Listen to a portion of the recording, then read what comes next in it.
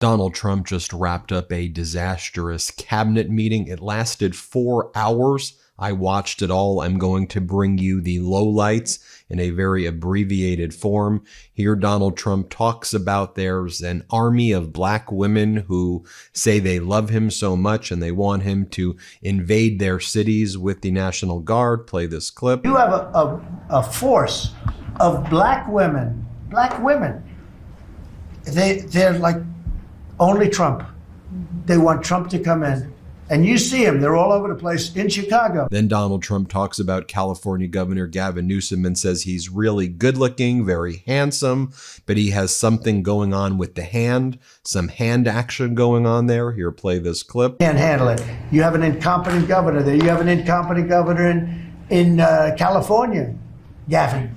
I know him very well. He's incompetent. He's a nice guy, looks good. Hi, everybody. How you doing? He's got some strange hand action going. I don't know what the hell his problem is. It's a little weird, to be honest. There's a little something shaky going on there. But, you know. This was Donald Trump's hand during this disastrous cabinet meeting. Okay. Then Donald Trump says that he actually likes being called a dictator. He says that most people say, if you stop crime, become our dictator, Donald. No one is saying that, but Trump talking about becoming a dictator and being a dictator at this cabinet meeting. Play this clip. Terms, and will be the big subject of the next election. Think of it. They are, instead of saying, Trump's right about crime, it's really bad in Chicago. You have a guy in Illinois, the governor of Illinois, saying that crime has been much better in Chicago recently, and Trump is a dictator. And most people say, if you call him a dictator, if he stops crime, he can be whatever he wants. I'm not a dictator, by the way, but he can be whatever he wants. Then, on the topic of being a dictator, Donald Trump says, I have the right to do anything that I want. I don't have to follow laws. I am the president, and that gives me the right to do anything. Here he is saying it. Play this clip. So I would have much more respect for Pritzker if he'd call me up and say, I have a problem. Can you help me fix it? I would be so happy to do it. I don't love, not that I don't have the right to do anything I want to do. I'm the president of the United States. If I think our country's in danger, and it is in danger in these cities, I can do it. No problem going in and solving, his difficulties. But it would be nice if they'd call and they'd say, would you do it?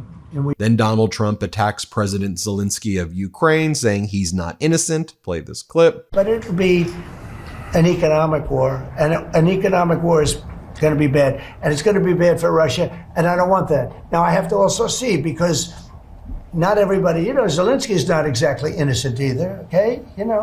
It takes two people to tango, and I say it all the time.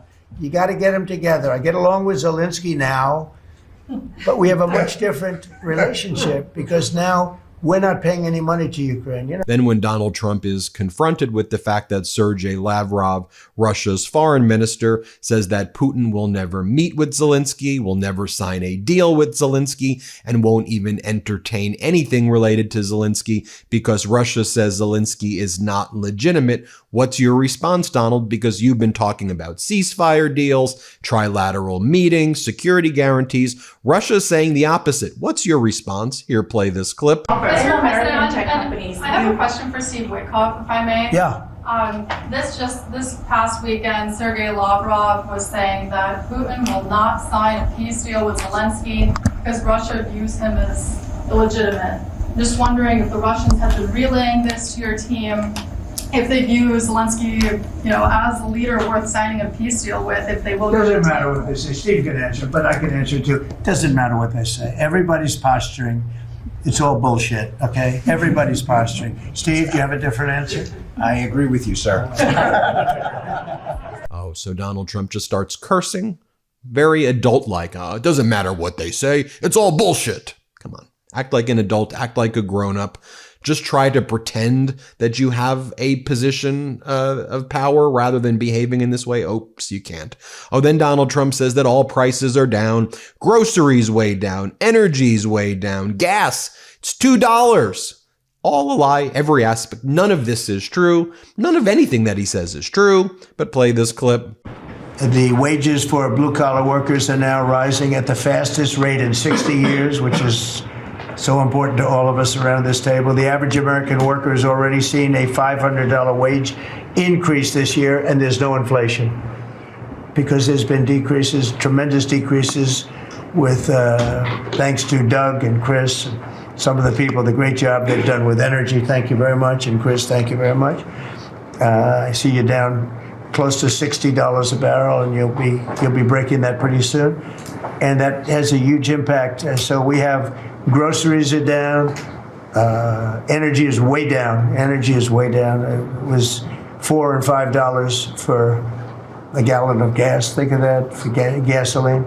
And now it's probably $2.25. There are some places it's $2. It broke $2 at a couple of locations in the South. Then Donald Trump says, I don't understand why Democratic governors are not calling me up begging to be invaded. Please, Donald, invade my state. He said, if I was a Democratic governor, I'd call me up and say, invade me. Here, let's play it.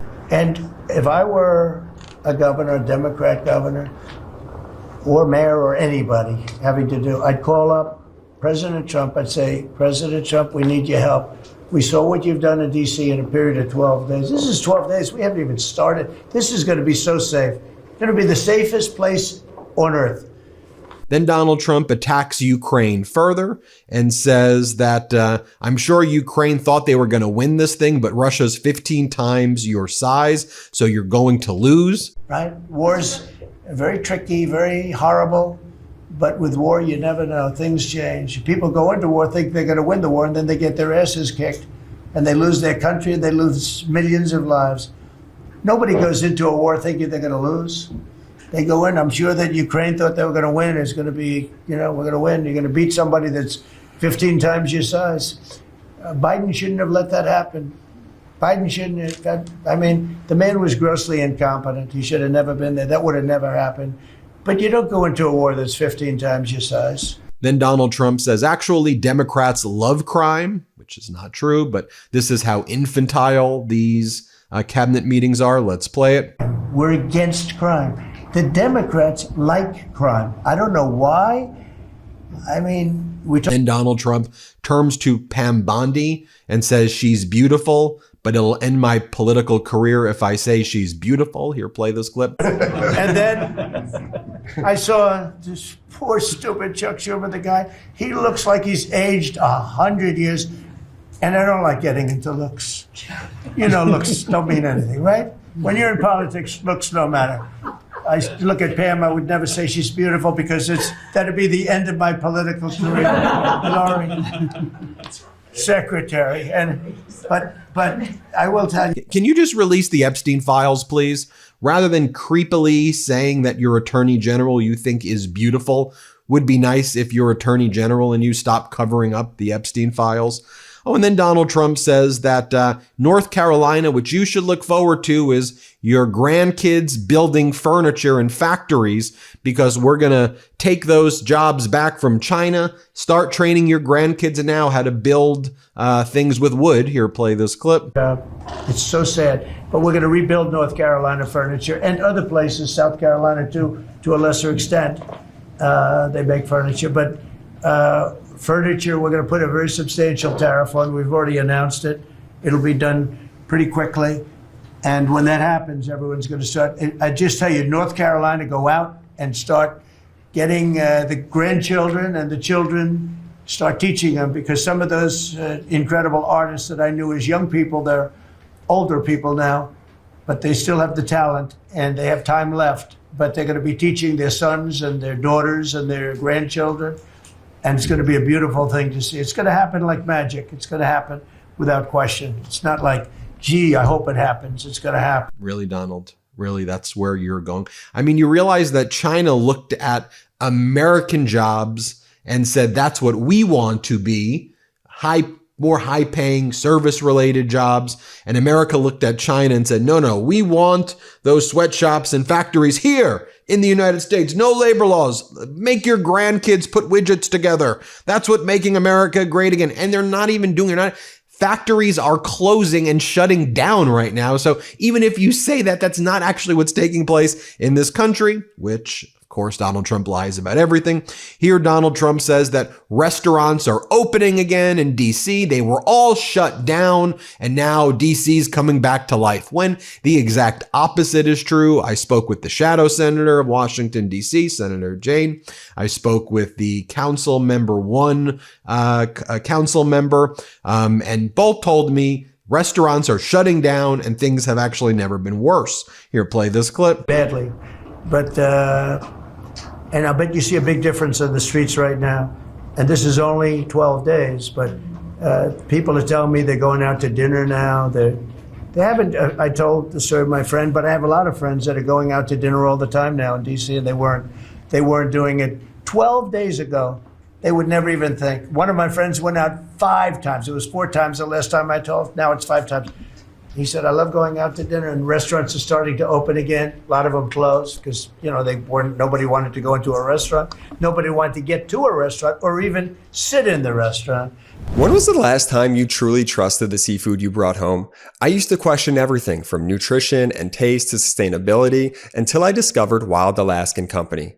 Wild Alaskan Company is the best way to get wild-caught, perfectly portioned, nutrient-dense seafood delivered directly to your door. Trust me, you haven't tasted fish this good. I was so excited the first time I received my shipment from the Wild Alaskan Company. I received my Pacific halibut and pan-seared it that evening. It was delicious. The Wild Alaskan Company is 100% wild-caught, never farmed. This means there are no antibiotics, GMOs, or additives. Just clean, real fish that support healthy oceans and fishing communities. It's nutrient-rich and full of flavor. Wild Alaskan's fish is frozen off the boat to lock in taste, texture, and nutrients like omega-3s.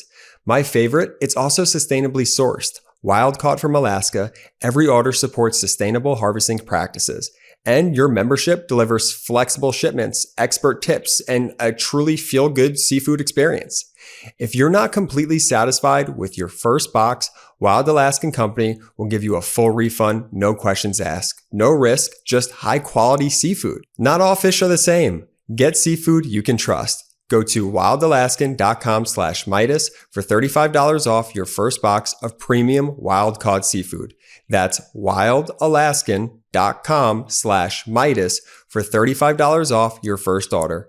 Thanks to Wild Alaskan Company for sponsoring this episode. And Donald Trump says that MSNBC is worse than Tren de Aragua because Trump's just starting to say words like he goes MS, MS-13, MS, MSDNC. Here, play this clip. Tell you, they showed one scene where a bunch of Tren de Aragua guys or whatever, maybe MS-13, maybe MSDNC. Okay, because to me they're worse. I think they're worse. MSNBC maybe is worse than Tren de Aragua. Real scum, real dishonest people. But anyway, they went into this gang. I think. Then Donald Trump says that he's reducing prescription drug prices by 1,500%. Again, 100%. You can't lower things more than 100%, Donald. But play this clip. That can be done.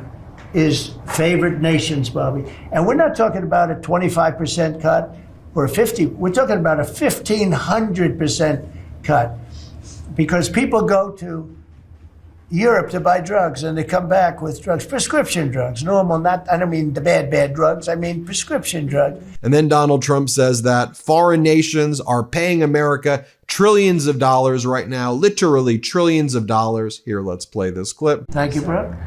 And we have negotiated historic trade deals with the United Kingdom, China, Indonesia, Vietnam, the Philippines, Japan, South Korea, who was here yesterday, and the European Union. Foreign nations are now paying hundreds of billions of dollars straight into our treasury, and numbers that nobody's ever seen before. As you know, we made trade deals with a lot of countries, and many of those countries, just to be able to sit at the table, are paying us hundreds of billions of dollars. We made a trade deal with the European Union. They were rough on us for a long time. And now we have a very good deal. We made that with them. Trillions of dollars is coming into our country. Trillions.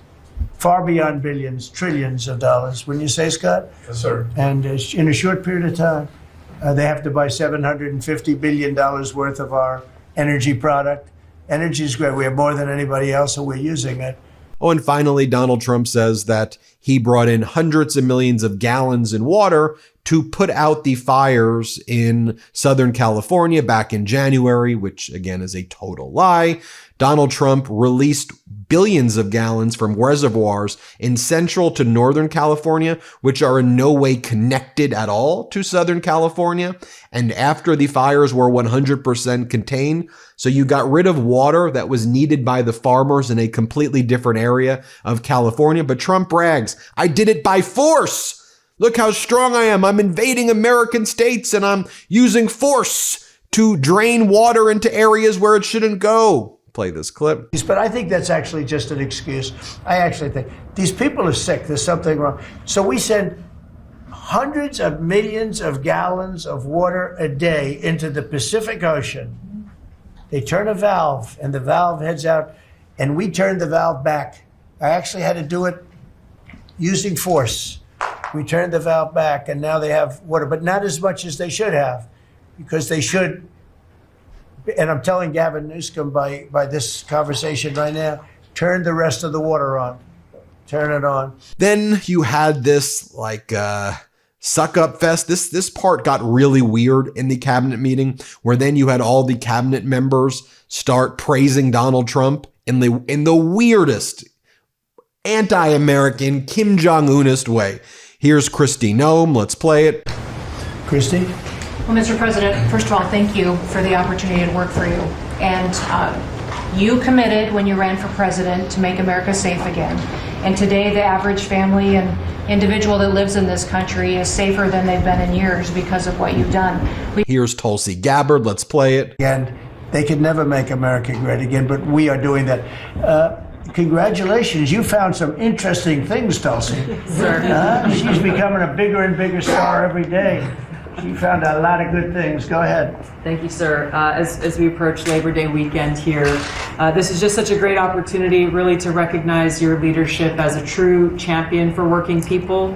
And I know we'll hear, as we go around the table here, how your focus singularly on putting the well-being and interests of the American people first is that common thread that we're seeing in your policies being implemented across your administration. Here's Kelly Loeffler. Let's play it. Administrator. Thank you, Mr. President. Well, everyone knows there's no stronger advocate for hardworking American families than you. Here's Lori Chavez-DeRemer. Let's play it. If you all haven't stopped by the Department of Labor, Mr. President, I invite you to see your big, beautiful face on a banner in front of the Department of Labor, because you are really the transformational president of the American worker, along with the American flag and President Roosevelt, because we're bringing business and labor together. And I was so honored to unveil that yesterday, and everybody is taking note of that. Here's Steve Witkoff. Let's play it. Mr. President, working for this government, for you, is the greatest honor of my life. I tell it to everybody, and I really do feel that way, and I thank you, because it's a privilege to go out there and represent you in your humanitarian effort, in your goals of solving conflicts all over the world. I think there were actually more than 7 conflicts that you put to bed in the last 8 months. And I hear these, I travel all over the world.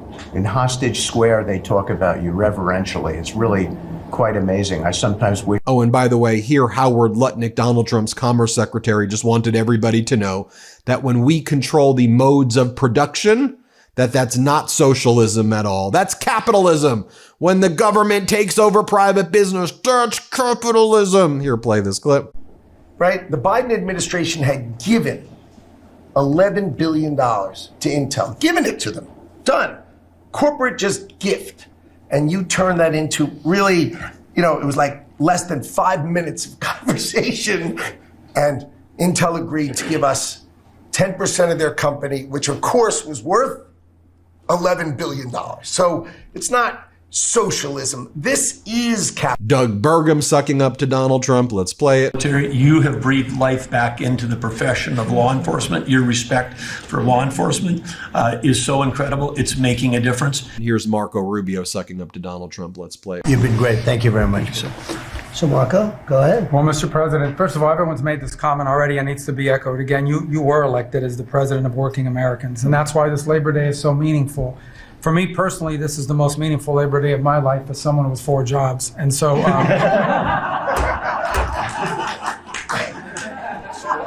it's true. But all very weird and strange. Let me know what you think. Hit subscribe. Let's get to 6 million subscribers. Thank you so much for watching. Thanks for watching. Be sure to add the MeidasTouch podcast on Apple Podcasts, Spotify, or wherever you get your podcasts for new updates every single day.